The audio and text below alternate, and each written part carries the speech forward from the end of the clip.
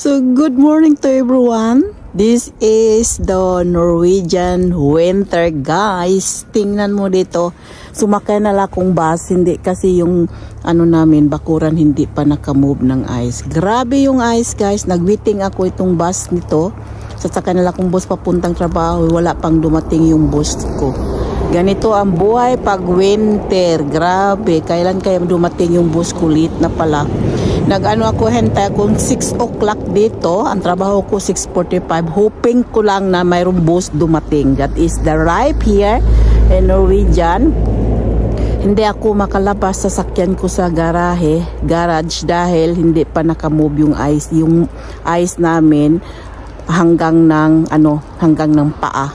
Yung asawa ko gumamit ng machine, hindi pa rin natapos. Kaya nag-decide akong sumakay ng bus. Ganito ang buhay. Early ako nagtrabaho. So, that is my breakfast today. Uminom lang ako ng yung milkshake. Gumamit ako ng apple. Tapos yung plain na yogurt. And then mayroon a little bit strawberry. So that is my breakfast, while now I'm waiting for my bus, guys. That is life here in Norwegian, guys. Grabe, tingnan mo, guys. That is life here. So hoping na may bus ako ngayon dahil hindi ako malit kasi ang trabaho ko 6:45. Kaya maaga ako dito sa bus station ko, guys. Tingnan mo.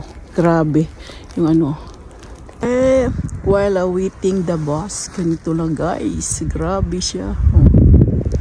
Ang kapal yung ice ngayon dito. So while waiting my bus. Ito yung bus ko, hindi pa nakamove. Ang hirap. This is it. Take a look, guys. Grabe ang ice. Yes. My God. Oh my. That is it. Grabe. So, ganitong winter sa Norway, guys. Grabe. Maraming ice. Maaga akong dumating sa trabaho. Yung trabaho ko 6:45. Ngayon mayroon 6:30 pa. Tingnan mo yung ice. Grabe. It's no more. It's a nice and beautiful. Nandito pa ako. Hindi pa ako pumasok sa trabaho ko. Grabe. Punong-punong ice. Yeah, this is life here. Yung parking lot namin. Dahil hindi ako nagda-drive. Ito yung parking lot namin, guys. Uy, wala pa. Madilim pa yung trabahoan namin. Wala pa kataw-taw kundi akong nauna pa dito. That is my unang trabahador dumating sa trabaho. Grabe, grabe. Ang ice, nag-snow pa siya palagi. Hindi pa natapos yung snow. Oh, this is it life. Oh, maaga ding umuwi. Pero tingnan mo, guys, ang wedding ngayon. Punong-puno sa ice. Oh, guys, here we come. Here we die. Yes. Oh, guys, yan. Grabe siya. Diba? Ganyan dito, guys, ang taas na yung this is it. Ang haba na yung guys, yung asawa ko na pumog ng snow. Yeah, this is it.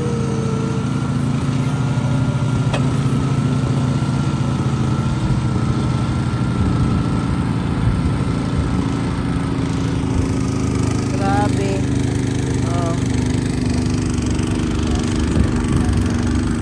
Ang taas na, maraming snow, hindi pa siya stop.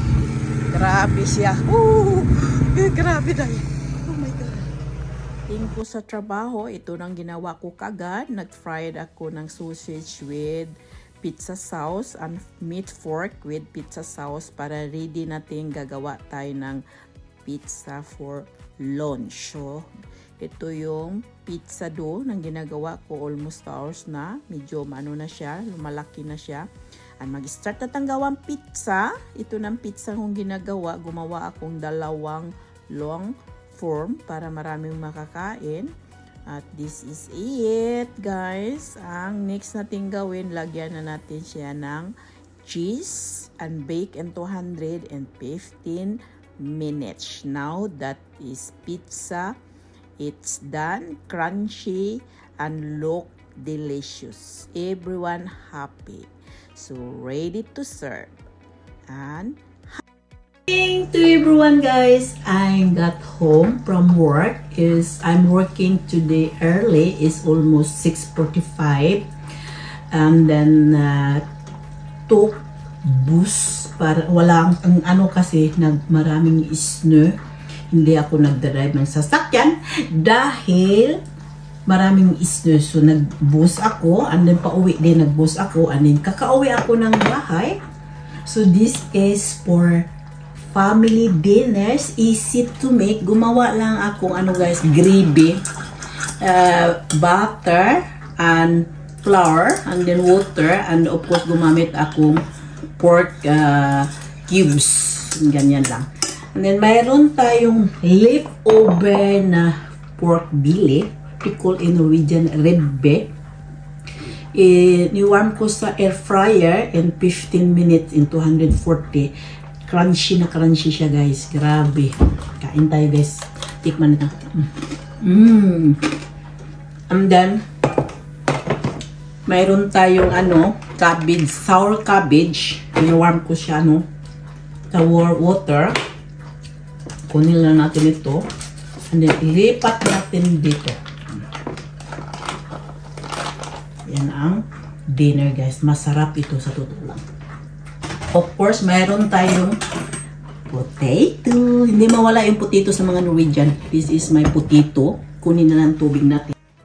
We eat potato and gravy and also the ribbe. So this is family dinner. Leftover ito nung Pasko. Ni-freezer ko. And then now, I think i-warm ko sa air fryer. So ito na yung dinner, madalian at masarap.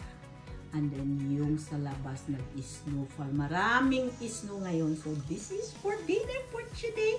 Paki-subscribe and paki-like. Thank you for watching to everyone. Bye! This is dinner.